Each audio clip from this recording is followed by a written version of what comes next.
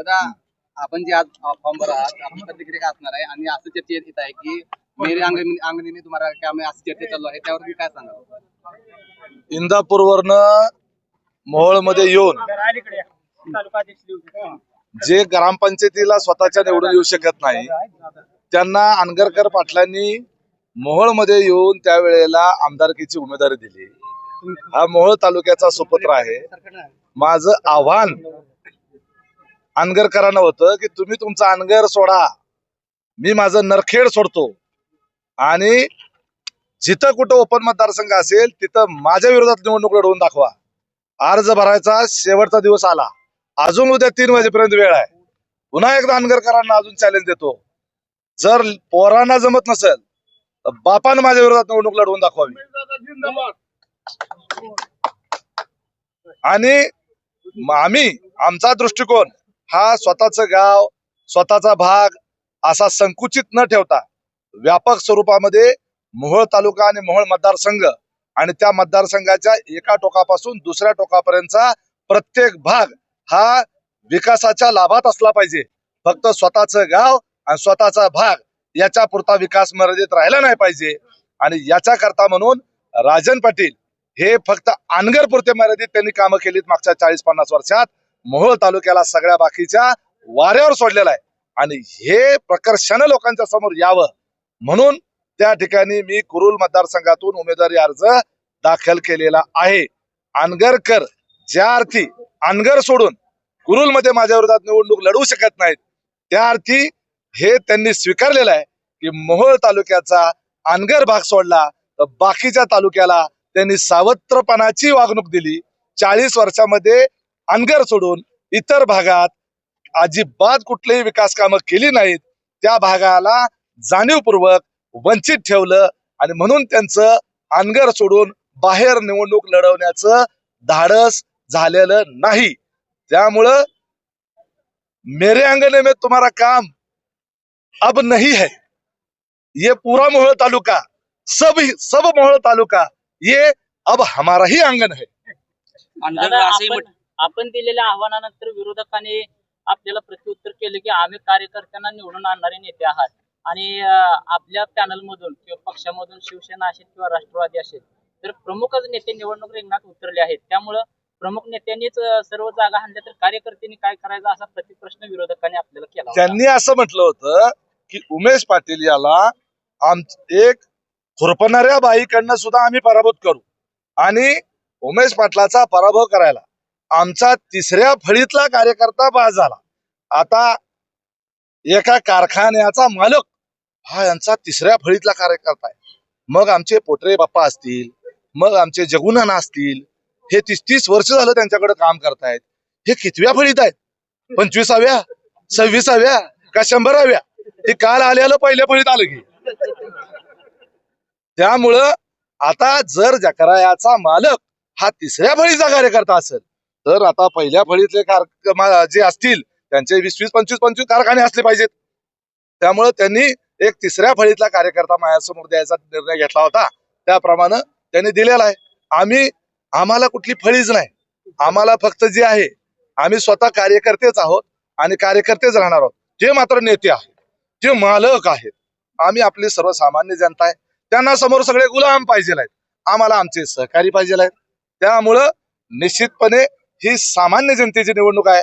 याच्यामध्ये राजू खरे हे आमदार एक टांगेवाल्याचा पोरगा, उमेश पाटील एक पत्र्याच्या घरात राहणारा सामान्य शेतकऱ्याचा मुलगा, रमेश बारसकर हे एक सर्वसामान्य कुटुंबात आलेला मला वाटतं काही टेलरचा मुलगा आणि आमचा चरण चौरे हा खडी फोडणारा कार्यकर्ता, तेच की खडी फोडणारा, हिरीवर खडी फोडणारा हा आमचा चरण चौरे.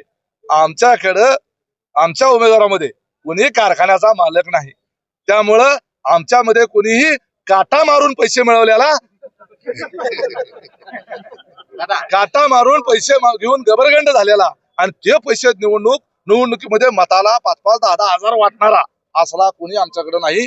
आम्ही सर्वसामान्य कुटुंबात आलेले सर्वसामान्य कार्यकर्ते आहोत आणि ही निवडणूक ही सामान्य जनतेची सामान्य कार्यकर्त्याची निवडणूक आहे.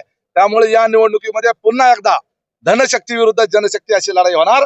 7,000 रुपये पगारावर काम करणारी एक 22 वर्षाची आशिया खंडातली सगळ्यात तरुण नगराध्यक्ष या मोहोळच्या जनतेला करून दाखवली.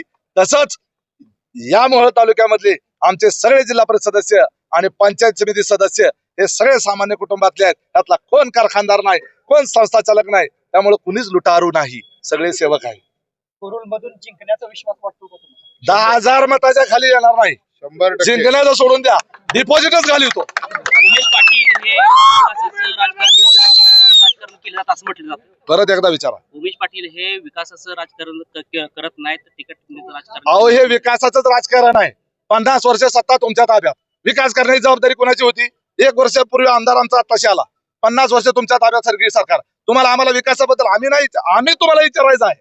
मोहोळ मधल्या रस्त्याचं काय झालं, मोहोळ मधल्या क्रीडांगणाचं काय झालं, मोहोळ मधल्या म्हणजे मोहोळ तालुक्याच्या मतदारसंघाच्या, मोहोळ मधल्या आरोग्य सेवेचं काय झालं, मोहोळ मधल्या दवाखान्याचं काय झालं, मोहोळ मधल्या कृषी विद्यालयाचं काय झालं, मोहोळ मधल्या सगळ्या पानंद रस्त्याचं काय झालं, मोहोळ मधल्या कॅनलच्या रस्त्याचं काय झालं, मोहोळ मधल्या पाणी पुरवठा योजनेचं काय झालं, मोहोळ मधल्या तुमच्या एमएससीबीच्या संदर्भातलं काय झालं, लोकांना वीज वेळेवर मिळत नाही त्याचं काय झालं, लोकांना प्यायला पाणी वेळेवर मिळत नाही त्याचं काय झालं, अजून पाणी पुरवठ्याची योजना झाली नाही त्याचं काय झालं.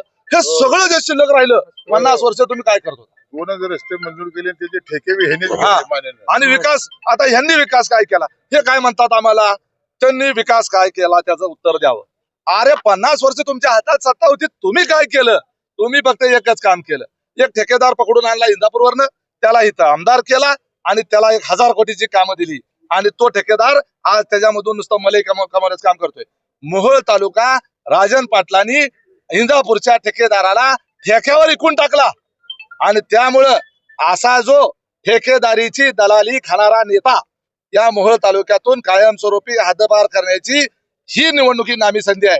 त्यामुळं 12 पंचायत समिती सदस्य आणि मोहोळ तालुक्याचे 6च्या 6 आणि मोहोळ विधानसभेचे 10च्या 10 जिल्हा परिषद सदस्य आणि 20च्या 20 पंचायत समिती सदस्य हे या ठिकाणी दिसत असलेले या नेत्यांच्या म्हणजे आमचं त्यामध्ये घड्याळ असेल, तुतारी असेल, धनुष्यबाण असेल आणि त्याचबरोबर काँग्रेसच्या आणि मशालीचे उमेदवार असतील, कदाचित चिन्ह यापैकीच कुठलं तरी असेल. परंतु ही लढाई मागाशी कोणतरी विचारलं, संघर्ष समिती, ही संघर्ष समिती जी आहे ही कायमस्वरूपी आहे. ज्या ज्या वेळेला मोहोळ तालुक्यावर अन्यायाचा कहर असेल त्यावेळेला मोहोळ तालुक्याची संघर्ष समिती तशीच जागृत असेल. संघर्ष समिती म्हणजे कोण्या नेत्याची नाही, संघर्ष समिती राजू खरेंना मतदान केलेल्या 1.25 लाख मतदारांची आहे. त्यामुळं कुणीही नेता संघर्ष समिती नव्हे तर सर्वसामान्य जनता आणि मतदार हीच ती आमची संघर्ष समिती आहे.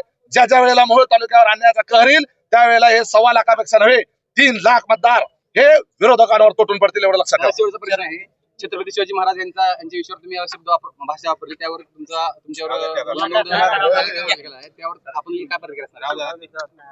एक लक्षात घ्या, 19 फेब्रुवारीला शिवजयंती असताना केवळ माझा बाप त्या दिवशी गेला किंवा निधन झालं म्हणून शिवजयंती साजरी करायची नाही असा फतवा काढणाऱ्या लोकांना त्या संदर्भात बोलण्याचा अधिकार नाही.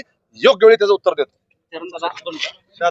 जिल्हा परिषद पंचायत समितीची ही जी निवडणूक आहे ही निवडणूक अनगरकर विरुद्ध संपूर्ण मोहोळ तालुका अशी निवडणूक आहे आणि या निवडणुकीमध्ये असलेले जे उमेदवार आहेत त्या प्रत्येक मतदारसंघामध्ये उभा असलेला जिल्हा परिषद सदस्य जो आहे तो त्या ठिकाणचा उमेदवार जो अर्ज भरलाय तो तर आहेच, परंतु त्या ठिकाणी प्रत्येक मतदारसंघात पंचायत समिती असो अगर जिल्हा परिषद असो त्या ठिकाणी उमेदवार आमदार राजाभाऊ खरे आहेत, त्या ठिकाणचा उमेदवार उमेश पाटील आहे, त्या ठिकाणचा उमेदवार चरणराज चौरे आहे, त्या ठिकाणचा उमेदवार रमेश बारसकर आहे, त्या ठिकाणचा उमेदवार आमचे विजयराजदादा डोंगरे आहेत.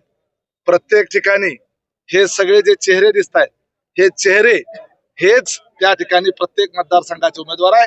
ही संपूर्ण मोहोळ तालुक्याची लढाई जी आहे ती अनगरकर विरुद्ध संपूर्ण मोहोळ तालुका अशी लढाई आहे. चिन्ह पक्ष हे त्या ठिकाणी जे आहेत निवडणूक प्रक्रियेचा भाग आहे. लढाई मात्र अनगरकरांच्या विरोधातच आहे.